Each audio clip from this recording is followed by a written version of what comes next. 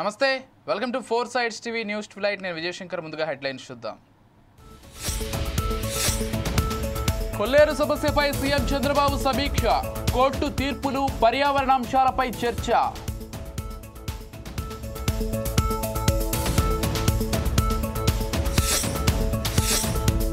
కార్యకర్తలను వేధిస్తే red book లో పేరు రాస్తాం. ఏ పార్టీతో పొత్తు లేదన్న మాజీ మంత్రి హరీష్ రావు.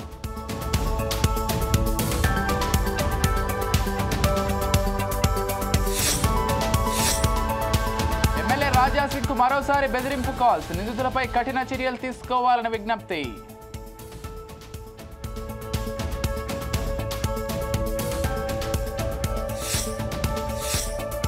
దేశంలో ఎక్కడా లేని విధంగా సన్నబియ్యం పంపిణీ. రాష్ట్రాన్ని అగ్రగామిగా నిలుపుతామన్న భట్టి విక్రమార్క.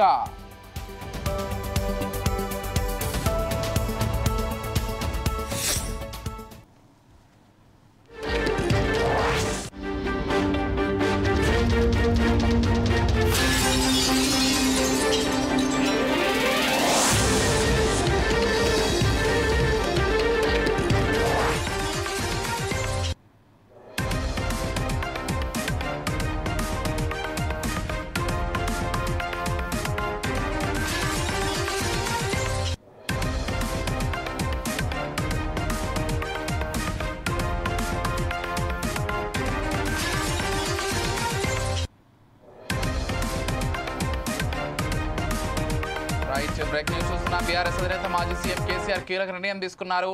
ఈ నెల 5న కాళేశ్వరం కమిషన్ విచారణకు కేసీఆర్ హాజరు కావడం లేదని స్పష్టం చేశారు. అయితే విచారణకు మరింత సమయం కావాలని కమిషన్ చైర్మన్ పీసీ ఘోష్ను కేసీఆర్ కోరారు. కేసీఆర్ విజ్ఞప్తి అంగీకరించిన కమిషన్ ఈ నెల 11న విచారణకు రావాలని సూచించింది.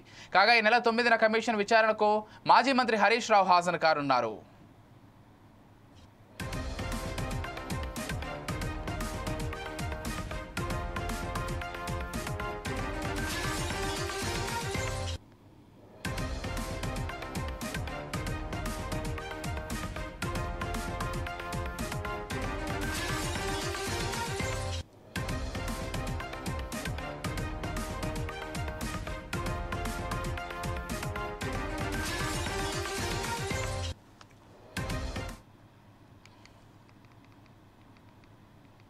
రైట్, బీఆర్ఎస్ అధినేత మాజీ సీఎం కేసీఆర్ కీలక నిర్ణయం తీసుకున్నారు.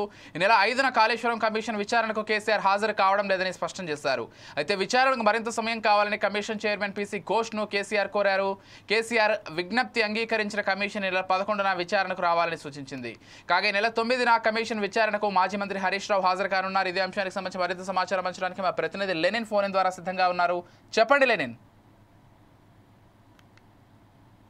అధినేత మాజీ ముఖ్యమంత్రి కల్వకుంట్ల చంద్రశేఖరరావు కీలక నిర్ణయం అయితే తీసుకున్నారు. కాళేశ్వరం కమిషన్ ఎదురుగా విచారణకు ఈ నెల 5వ తేదీన హాజరు కావడం లేదని స్పష్టం చేశారు. ఈ నెల 11వ తేదీన హాజరు కానున్నట్లయితే పేర్కొన్నారు. అయితే విచారణకు మరింత సమయం కావాలని కమిషన్ చైర్మన్ పీసీ ఘోష్ను ఆయన కోరినట్లయితే తెలుస్తుంది. ఇప్పటికే ఈ విషయాన్ని కాళేశ్వరం కమిషన్ కు సమాచారం అయితే అందజేశారు కేసీఆర్. గులాబీ బాస్ కోరిక మేరకు ఈ నెల 11వ తేదీన విచారణకు వచ్చేందుకు కాళేశ్వరం కమిషన్ అయితే అంగీకరించింది. అయితే మరోవైపు ఇవాళ తెలంగాణ భవన్ లో మాజీ మంత్రి హరీష్ రావు కాళేశ్వరం ప్రాజెక్టు మీద చేపట్టిన పవర్ పాయింట్ ప్రజెంటేషన్ కూడా వాయిదా వేశారు. ఈ నెల 9వ తేదీన కమిషన్ ముందు హాజరు కానున్నారు. అలాగే బీజేపీ ఎంపీ ఈటెల రాజేందర్ కూడా Kaleshwaram commission chairman PC Ghosh ముందు విచారణకు వెళ్లనున్నారు. ఇక కాళేశ్వరం ప్రాజెక్టులో అవినీతి జరిగిందంటూ కాంగ్రెస్ ప్రభుత్వం ఆ ప్రాజెక్టుపై విచారణ కమిషన్ అయితే వేసింది. జస్టిస్ పీసీ ఘోష్ నేతృత్వంలో ఏర్పాటు చేసిన కాళేశ్వరం కమిషన్ విచారణ దాదాపు తుది దశకు అయితే చేరుకుంది. కాగా ప్రాజెక్టు నిర్మాణం జరిగినప్పుడు సీఎం గా ఉన్న కేసీఆర్, ఇరిగేషన్ శాఖ మంత్రిగా పనిచేసిన హరీష్ రావు, ఆర్థిక శాఖ మంత్రిగా పనిచేసిన ఈటెల రాజేందర్ ను కమిషన్ ముందుకు హాజరు కావాలని చెప్పేసి కూడా నోటీసులు ఇప్పటికే అందజేసింది. అయితే ఇదే నేపథ్యంలో కేసీఆర్ కూడా స్పందిస్తూ 11వ తేదీ వరకు అయితే సమయం కోరినట్లయితే సమాచారం అందుతుంది. Vijay. Right, thank you Lenin.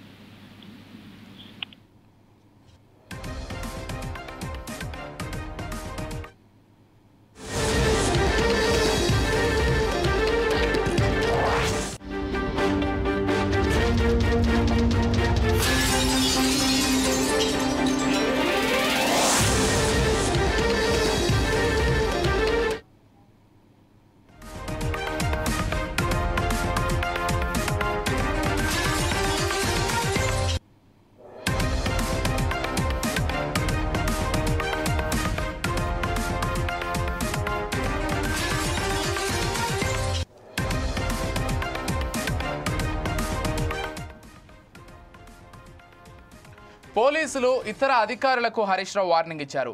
రాబోయేది బీఆర్ఎస్ ప్రభుత్వమే. బీఆర్ఎస్ కార్యకర్తలను వేధిస్తే రెడ్ బుక్ లో పేర్లు రాస్తామని, అక్రమ కేసులతో వేధిస్తే తగిన మూల్యం చెల్లించుకోక తప్పదని అన్నారు. కొందరు అధికారులు అత్యుత్సాహం ప్రదర్శిస్తున్నారని ఆయన స్పష్టం చేశారు.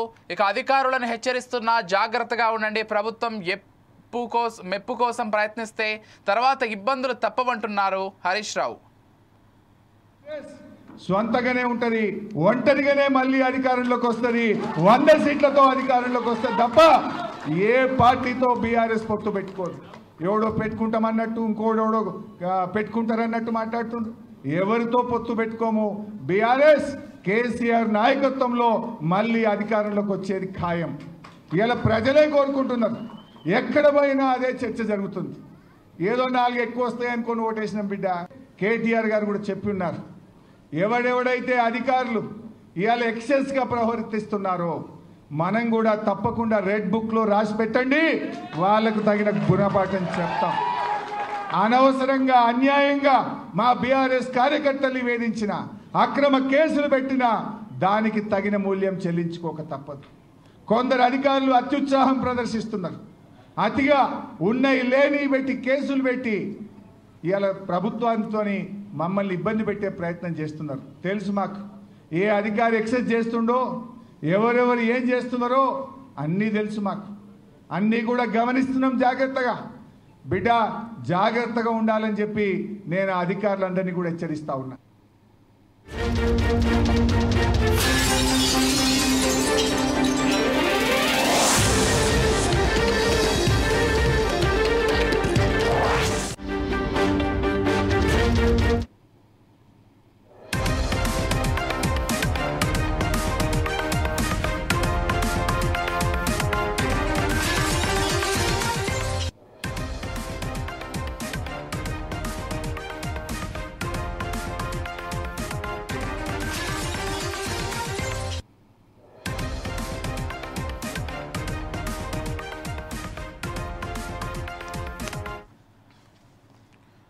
గోషమహల్ బీజేపీ ఎమ్మెల్యే రాజాసింగ్కు మరోసారి బెదిరింపు కాల్స్ వచ్చాయి. రాజాసింగ్ను చంపేస్తామన్నట్టు బెదిరిస్తూ ఉదయం నుంచి పదుల సంఖ్యలో అపరిచితుల నుంచి ఫోన్ కాల్స్ వచ్చాయి.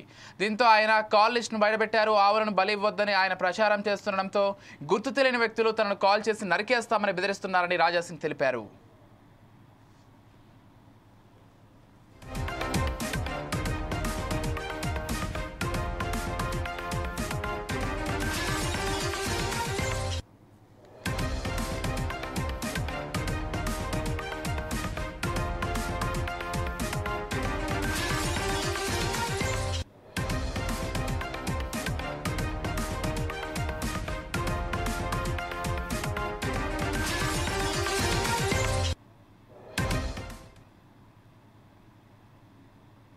గోషమహల్ బీజేపీ ఎమ్మెల్యే రాజాసింగ్కు మరోసారి బెదిరింపు కాల్స్ వచ్చాయి. రాజాసింగ్ను చంపేస్తామన్నట్టు బెదిరిస్తూ ఉదయం నుంచి పదుల సంఖ్యలో అపరిచితుల నుంచి కాల్స్ చేశారు.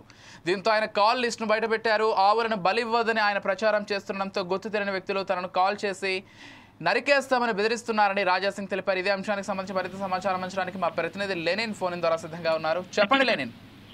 ఓకే రైట్ విజయ్, ఏదైతే బీజేపీ ఎమ్మెల్యే రాయసింగ్ అయితే బెదిరింపు కాల్స్ వచ్చాయని చెప్పేసి కూడా చెప్పడం జరిగింది. గుర్తు తెలియని నెంబర్ల నుంచి చంపేస్తామంటూ కూడా 10కి పైగా కాల్స్ వచ్చాయని చెప్పేసి రాయసింగ్ అయితే తెలిపారు. అయితే పోలీసులు అధికారంగా నోటీస్ అయితే జారీ చేశారు. ప్రభుత్వం కేటాయించిన భద్రతా ఏర్పాట్లను పట్టించుకోకుండా ఉండవద్దని, ముఖ్యంగా అత్యంత సున్నితమైన ప్రాంతాలను సందర్శించేటప్పుడు జాగ్రత్తగా ఉండాలని చెప్పేసి కూడా పోలీసులు హెచ్చరించారు. అయితే జూన్ 1న జారీ చేసిన ఈ నోటీసులో శాంతి భద్రతల పరిరక్షణ సహకరించడం ఎమ్మెల్యే బాధ్యత అని పోలీసులు అయితే నొక్కి చెప్పారు.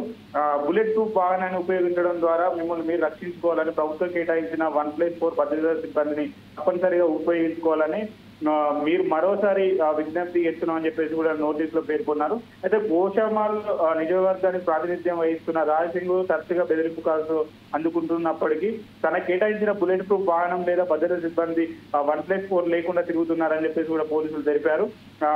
మీరు తరచుగా బెదిరింపు కాల్స్ అందుకుంటున్నారని, మీరు తరచుగా నివాసం కార్యాలయం నుండి భద్రతా సిబ్బంది లేకుండానే బయటకు వెళ్తున్నారని, అత్యంత సున్నితమైన మతపరమైన ప్రాంతాల్లో తిరుగుతున్నారని మరోసారి హెచ్చరించడానికి ఇది ఉద్దేశించినదని, ఇది మీరు మీ ప్రాణాలకు భద్రతకు నిర్లక్ష్యాన్ని చూపుతుందని అధికారికంగా ఉన్నది. పోలీసులు అందించిన వివరాల ప్రకారం రాజసింగ్ మే 31 సాయంత్రం 5 గంటల నుండి 7 గంటల వరకు మధ్య సంకల్ప కట్ట, భవానీ నగర్, ఇంజంబోలి, బాబా నగర్, బహదూర్పుర, సంతోష్ నగర్, యాకత్పుర, గోల్కొండ, జీరా వంటి ప్రాంతాలను సందర్శించారు. ఈ ప్రాంతాల్లో భద్రతా ఏజెన్సీలు అత్యంత మతపరమైన సున్నితమైన ప్రాంతాలుగా గుర్తించారు. అన్ని సూచించిన భద్రతా ప్రోటోకాల్ను ఎమ్మెల్యే పాటించాలని, ఎటువంటి అవాంఛనీయ సంఘటనలు జరగకుండా చూసుకోవాలని ఆశిస్తున్నామని చెప్పేసి కూడా పోలీసులు తెలపడం జరిగింది. పశ్చిమ మండల సీనియర్ పోలీస్ అధికారి ఒకరు పేరు చెప్పడానికి ఇష్టపడకుండా తెలిపారు. ఈ చర్యలను విస్మరించడం ఆయన ప్రాణాలు మాత్రమే కాకుండా ఏదైనా సంఘటన జరిగితే స్థానిక శాంతి భద్రతలు కూడా అమలుపై ఒత్తిడి కూడా పెంచుతుందని చెప్పేసి కూడా పేర్కొన్నారు. అయితే రాజాసింగ్ తరచుగా ఈ సంచలన వ్యాఖ్యలు చేయడం జరుగుతుంది. దీనిపైన అనేక మంది కూడా ఇతర నెంబర్ల నుంచి బెదిరింపు కాల్స్ వస్తున్నాయని చెప్పేసి కూడా చెప్తున్నటువంటి పరిస్థితి కనబడుతుంది. Vijay, thank you Lenin.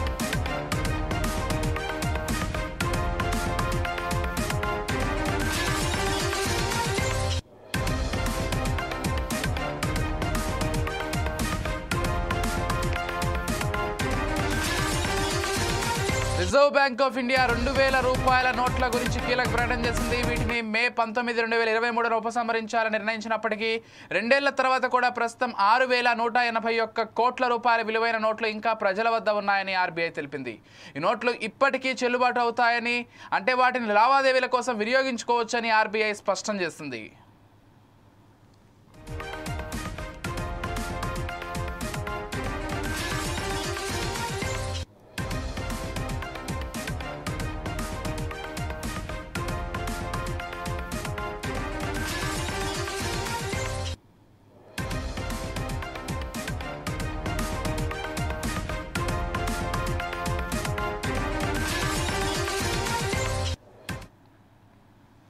రెండు 2023లో వీటి రద్దు నిర్ణయం ప్రకటించినప్పుడు మొత్తం 3.56 లక్షల కోట్ల విలువైన 2000 నోట్లు చలామణిలో ఉన్నాయి. ఆ తర్వాత 2025 మే 31 నాటికి ఈ మొత్తం గణనీయంగా తగ్గి కేవలం 6181 కోట్లకు చేరింది. అంటే 98.26% నోట్లు మాత్రమే ఇప్పటికీ బ్యాంకింగ్ వ్యవస్థకు తిరిగి చేరాయి. మిగిలిన 6000 కోట్ల ఇంకా ప్రజల వద్దనే ఉన్నాయి. మిగిలిన 2000 నోట్లను సాధారణ బ్యాంకు బ్రాంచులతో డిపాజిట్ చేయడం లేదా మార్చుకోవడం 2023 అక్టోబర్ 7తో ముగిసింది. అయినప్పటికీ ఆర్బీఐ 19 ఆఫీస్ కేంద్రాల్లో మిగిలిన 2000 నోట్లను ఇప్పటికీ స్వీకరిస్తోంది. ఈ ఆఫీసులు దేశవ్యాప్తంగా ఉన్నాయి కాబట్టి ప్రజలు తమ వద్ద ఉన్న నోట్లను అక్కడ డిపాజిట్ చేసుకోవచ్చని తెలిపింది.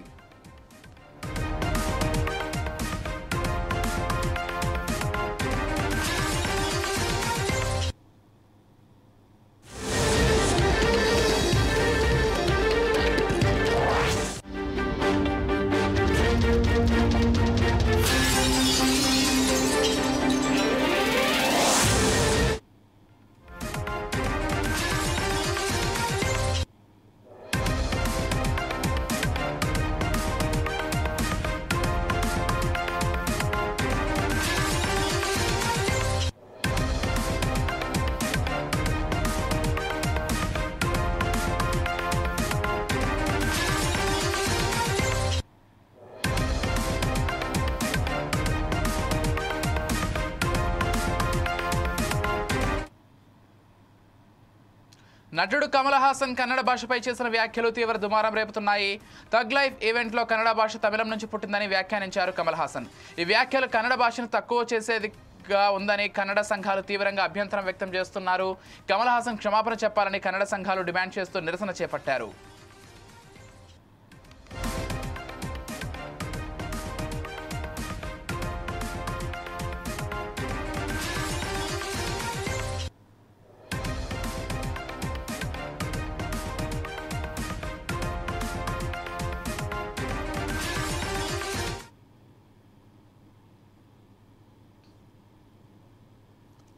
ఇక ఇదే విషయం శివరాజ్ కుమార్ మెడకు చుట్టుకుంది. దీంతో శివరాజ్ కుమార్ వివరణ ఇచ్చారు. తాను అన్ని భాషలను ప్రేమిస్తాను, కానీ మొదటి ప్రాధాన్యత కన్నడకే ఇస్తానని క్లారిటీ ఇచ్చారు.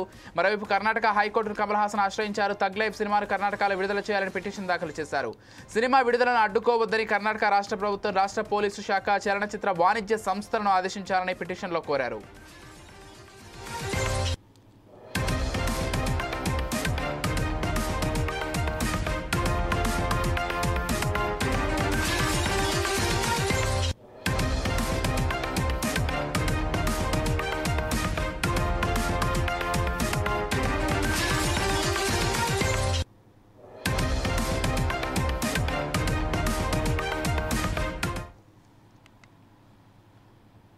రైట్, నటుడు కమల్ హాసన్ చేసిన వ్యాఖ్యలు ప్రస్తుతం కర్ణాటకలో తీవ్ర దుమారం రేపుతున్నాయి. తగ్ లైఫ్ ఈవెంట్లో కన్నడ భాష తమిళం నుంచి పుట్టిందని వ్యాఖ్యానించారు కమల్ హాసన్. ఈ వ్యాఖ్యలు కన్నడ భాషను తక్కువగా చేసేదిగా ఉందని కన్నడ సంఘాలు తీవ్రంగా అభ్యంతరం వ్యక్తం చేస్తున్నాయి.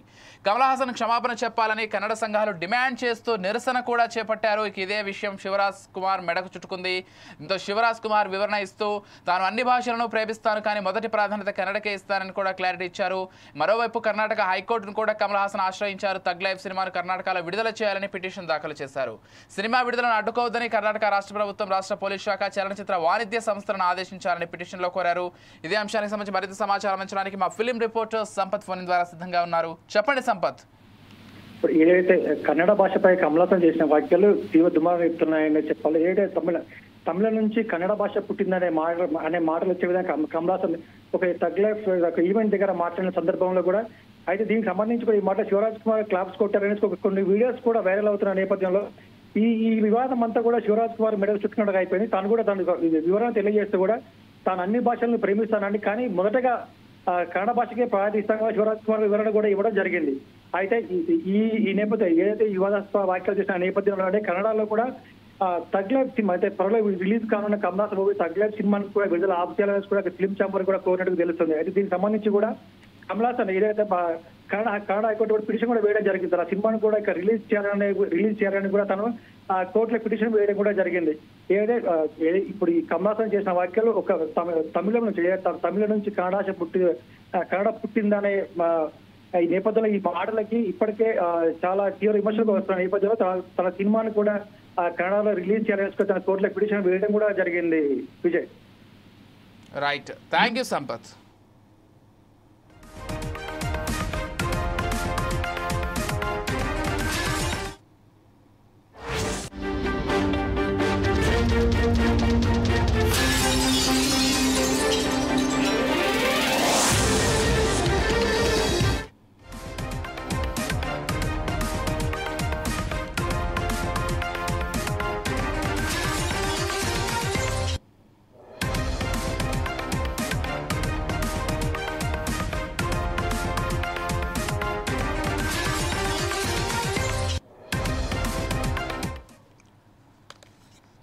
పోలవరం బనకచెర్ల ప్రాజెక్టుపై కేంద్రం ముందుకు ఏపీ రాష్ట్ర ప్రభుత్వం ప్రతిపాదనలు సిద్ధం చేసింది. బనకచెర్ల ప్రాజెక్టుపై ఢిల్లీలో కీలక సమావేశం నిర్వహించారు. ఈ సమావేశంలో బనకచెర్ల ప్రాజెక్టుపై కేంద్రం ముందుకు ఏపీ ప్రభుత్వ ప్రతిపాదనలను ప్రవేశపెట్టింది. పోలవరం నుంచి బనకచెర్లకు నీటి తరలింపు ప్రాజెక్టుపై కేంద్ర ఆర్థిక శాఖకు రాష్ట్ర అధికారులు పూర్తి వివరాలు అందించనున్నారు. 81,000 కోట్ల రూపాయలతో రాష్ట్ర ప్రభుత్వం ప్రాజెక్టును ప్రతిపాదిస్తుంది. ఈ ప్రాజెక్టుకు రైతులకు, ప్రజలకు కలిగే ప్రయోజనాలపై రాష్ట్ర ఆర్థిక, నీటిపారుదల శాఖల అధికారులు ప్రెజెంటేషన్ ద్వారా వివరించనున్నారు. గత నెల జరిగిన భేటీల్లో ఈ ప్రాజెక్టు ప్రతిపాదనలను ప్రధాని మోదీ, ఆర్థిక మంత్రి నిర్మలా సీతారామన్కు ఏపీ సీఎం చంద్రబాబు వివరించారు.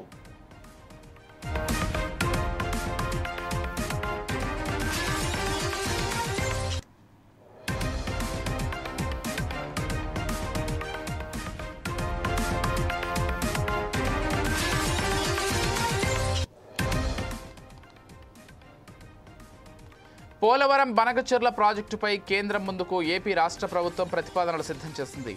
బనకచెర్ల ప్రాజెక్టుపై ఢిల్లీలో కీలక సమావేశం నిర్వహించారు. ఈ సమావేశంలో బనకచెర్ల ప్రాజెక్టుపై కేంద్రం ముందుకు ఏపీ ప్రభుత్వం ప్రతిపాదనలు పెట్టనుంది. పోలవరం నుంచి బనకచెర్లకు నీటి తరలింపు ప్రాజెక్టుపై కేంద్ర ఆర్థిక శాఖకు రాష్ట్ర అధికారులు పూర్తి వివరాలు అందించనున్నారు. 81,000 కోట్ల రూపాయలతో రాష్ట్ర ప్రభుత్వం ప్రాజెక్టును ప్రతిపాదిస్తోంది. ఈ ప్రాజెక్టు రైతులకు, ప్రజలకు కలిగే ప్రయోజనాలపై రాష్ట్ర ఆర్థిక, నీటిపారుదల శాఖల అధికారులు ప్రెజెంటేషన్ ద్వారా వివరించనున్నారు. గత నెల జరిగిన భేటీల్లో ఈ ప్రాజెక్టు ప్రతిపాదనలను ప్రధాని మోదీ, ఆర్థిక శాఖ మంత్రి నిర్మలా సీతారామన్కు ఏపీ సీఎం చంద్రబాబు వివరించారు.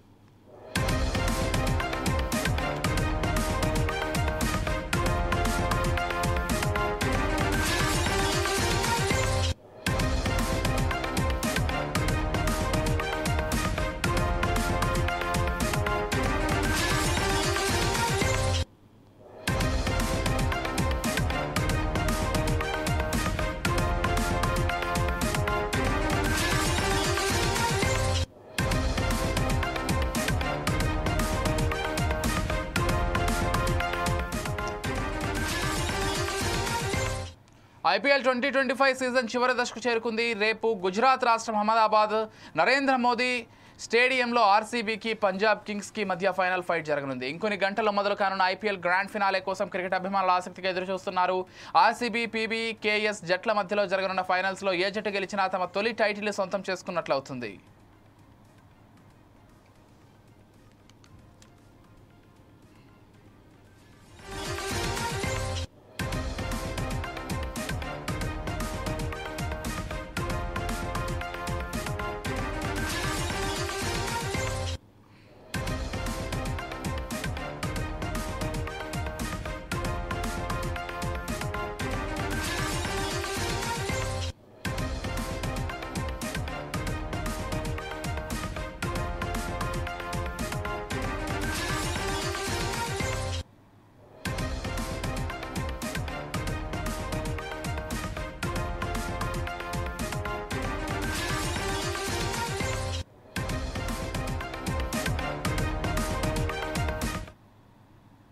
We build in updates. Keep watching 4 Sides TV.